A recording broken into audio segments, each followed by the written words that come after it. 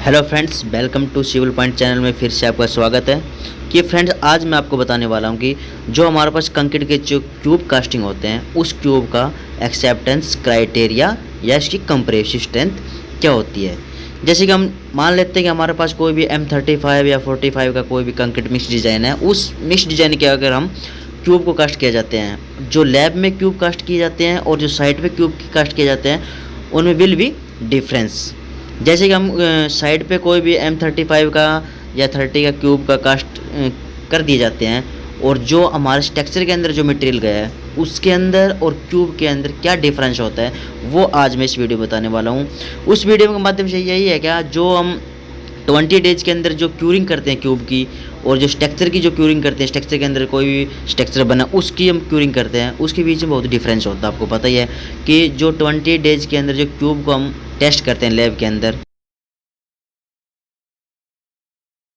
आती है 20 डेज के अंदर। आप देखें कि कोई M35 का क्यूब टेस्ट कर रहे हैं और उसका M35 ही मतलब 35 न्यूटन mm स्क्वायर 20 डेज के अंदर हमारे पास रीडिंग आ रही है उसकी, अगर तो देखे जाए तो क्यूब हम उस क्यूब को पास नहीं मानेंगे, क्योंकि अगर लैब के अंदर उसकी मतलब क्यूब की 30 न्यूटन पर एम क्यूब आ रही है तो जो क्यूरिंग की हुई स्ट्रक्चर है उसकी तो वैसे भी कम आएगी ना। तो इसलिए आज मैं आपको इसका जो एक्सेप्टेंस क्राइटेरिया है उसके बारे में बताने वाला हूँ कि क्या होता है। जैसे कि मैंने देखा कि टेबल नंबर 11 के अंदर IS 456 के अंदर क्या बोल रहा है कि जैसे कि M20 से अब वो जितने भी मतलब मिक्स डिज़ाइन होते हैं या ग्रेड होते हैं उसके ऊपर बताने वाला हूँ। इसकी जैसे कि FCK +3 न्यूटन mm स्क्वायर है, तो which ever is greater than. इसके अंदर क्या है कि जो FCK जैसे कि इसकी FCK की कैपेसिटी स्ट्रेंथ निकालने के लिए plus 0.825 into established standard division rounded off the near by 0.5 Newton mm square. इसका कहने का मतलब ये है क्या कि जो हमारे पास 20 mm से अबो का जितने भी ग्रेड होते हैं उसके अंदर अगर हम उसका जो एस्टेब्लिश जो स्टैंडर्ड डिवीजन है अगर उसके हम मल्टीप्लाई करते हैं उसके, तो जो इसकी 20 डेज के अंदर जो कंप्रेसिव स्ट्रेंथ आ रही है ना उससे मतलब प्लस मिलनी चाहिए, 3 प्लस मिलनी चाहिए। तो इसका +3 मिलेगी तभी, जैसे कि M35 है, M35 में अगर हम उसका स्टैंडर्ड डिवीजन लगा के चलते हैं, जैसे कि स्टैंडर्ड डिवीजन कहाँ से क्या मिलेगा वो भी आपको मैं बताने वाला हूँ। जो स्टैंडर्ड डिवीजन से अगर मल्टीप्लाई करेंगे उसको तो M30 कीजिएगा, हमको M33 मिलना चाहिए कंप्रेसिव स्ट्रेंथ। तो तभी अगर वो M33 कंप्रेसिव स्ट्रेंथ न्यूटन पर mm हमको मिलता है लैब के अंदर, तो जो क्यूरिंग हुई स्ट्रक्चर है साइड पे तो उसका उस टाइम पे हमको 30 तक मिल जाएगा, तो उस क्यूब को हम पास माना जाएगा। वरना अगर हमको लैब के अंदर ही 30 न्यूटन पर mm मिल रहा है तो उस क्यूब को हम पास नहीं मानेंगे, उस क्यूब को फेल माना जाएगा। तो इसलिए कहा गया है कि जो M30 या 20 से अबो का जितना मटेरियल है उसको जो स्टैंडर्ड होते हैं, जो स्टैंडर्ड डिवीजन होते हैं उसके हम मल्टीप्लाई करके देखेंगे, अगर उसकी 20 डेज के अंदर कंप्रेसिव स्ट्रेंथ के पास मिल रहा है तो उस क्यूब को हम पास मानेंगे, वरना उस क्यूब को फेल कर दिया जाएगा। फिर नीचे लाइन में दिया कि FCK +4 Newton mm square which ever is it greater than. जैसे कि M35 का ग्रेड हम क्यूब कर रहे हैं 20 डेज के अंदर चेक कर रहे हैं कंप्रेसिव स्ट्रेंथ, अगर हमारी वो 34 न्यूटन पर mm मिल रहा है कंप्रेसिव स्ट्रेंथ तो that is called off the cube is okay, मतलब उस क्यूब को हम पास माने जाएगा। जैसे कि FC का मतलब करेक्टिव स्ट्रेंथ कितनी है, मैं M30 ले रहा हूँ प्लस में 4 न्यूटन mm स्क्वायर हमको मिल रहा है, तो कितनी हमारी कंप्रेसिव स्ट्रेंथ आ गई 34। हमको कैसे पता चलेगा कि 34 कैसी आ रही है, क्योंकि इसके अंदर स्टैंडर्ड डिवीजन है। स्टैंडर्ड डिवीजन का मतलब होता है 10 M15 उनका स्टैंडर्ड डिवीजन 3 होता है, 3.5 होता है। और जैसे कि 20 25 30 35 उनका स्टैंडर्ड डिवीजन 4 होता है, और उससे अबो का जितना भी एग्रीगेट जो ग्रेड होगा उसका स्टैंडर्ड डिवीजन 5 होगा।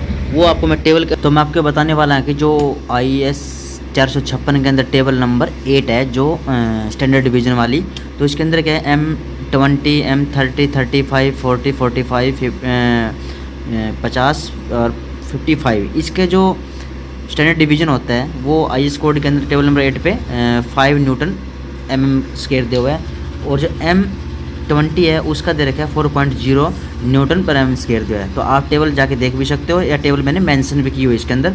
तो उसको मैंने अभी बताने वाला है। जो हमारा पहला पॉइंट था इसके अंदर, जैसे कि मैंने M30 ग्रेड लिया है, तो इसके अंदर देखा कि FC के प्लस में 0.825 इंटू में स्टैंडर्ड डिवीजन ये दिया हुआ है। तो इसका कहने का मतलब क्या है कि जो जैसे कि हम FC के इसकी जो कैरेक्टरिस्टिक स्ट्रेंथ है वो 30 प्लस 0.825 इंटू में स्टैंडर्ड डिवीजन कहाँ से उठाया गया है, ये स्टैंडर्ड डिवीजन M35 का ये लिया गया है। यहाँ से M35 का स्टैंडर्ड डिवीजन क्या है हमारे पास 5 न्यूटन mm²।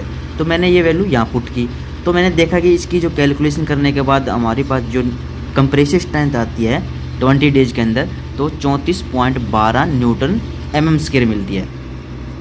तो इसके कहने का मतलब है कि जो 30 है ना इसकी कंप्रेसिव स्ट्रेंथ है वो इज़ लेस देन 20 डेज के अंदर, और ये 34.12 है वो इज़ ग्रेटर देन ऑफ 30।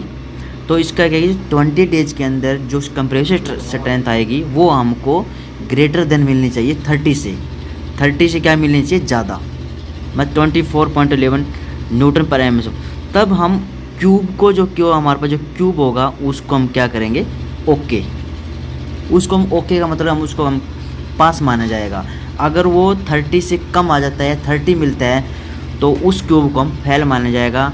और इंडिविजुअल की अलग बात होती है, और ये हमारे पास 3 सैंपल होते हैं जो 1 2 3 कंटिन्यू 3 क्यूब का अगर हम एवरेज लेके चलते हैं तो उस एवरेज को हमको 34.12 तक हमको मतलब मिलनी चाहिए, तो इस क्यूब को हम पास माना जाएगा।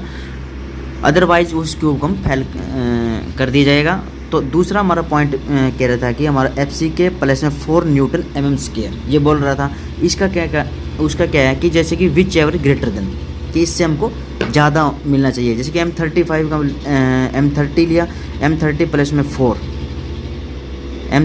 4 किया मैंने, तो 34 न्यूटन mm² मिल रहा है। तो 20 डेज के अंदर क्या है कि हमारे पास कंप्रेसिव स्ट्रेंथ है ना वो मतलब 20 डेज के अंदर जो चेक करेंगे तो हमको +4 मिलना चाहिए। +4 मतलब 100% मिलना चाहिए। जैसे कि 30 का हम चेक कर रहे हैं तो हमको अगर 30 से अब वो मिलना चाहिए, मतलब 4 में 34-35 तक हमको कंप्रेसिव स्ट्रेंथ मिलनी चाहिए, तब उस क्यूब को पास माना जाएगा। और उस क्यूब को पास मानने के लिए हमको क्या है 3 सैंपल का एवरेज में 3 सैंपल के एवरेज, जैसे कि 1 2 3 3 क्यूब हमने टेस्ट किए और तीनों क्यूब का हमको पास क्या 34 की एवरेज मारे, तो उस क्यूब को हम पास माना जाएगा। अदरवाइज इससे कम हमारे पास वैल्यू आ रही है, अब न्यूटन में आ रही है 30 से कम आ रही है, तो उस क्यूब को हम पास नहीं मानेंगे। वो अगर स्ट्रक्चर के अंदर देखा जाए तो स्ट्रक्चर के अंदर तो और भी कम मिलेगी हमको, ये तो क्यूब के अंदर मिल रही है अच्छी कॉम्पैक्टेड वाइब्रेशन कराने के बाद, और स्ट्रक्चर के अंदर तो और भी हमको कंप्रेसिव स्ट्रेंथ कम मिलेगी, तो इसलिए वो चीज़ को हम फेल कर दिया जाएगा अगर इस कंप्रेसिव स्ट्रेंथ से अगर ज़्यादा हमको नहीं मिली तो।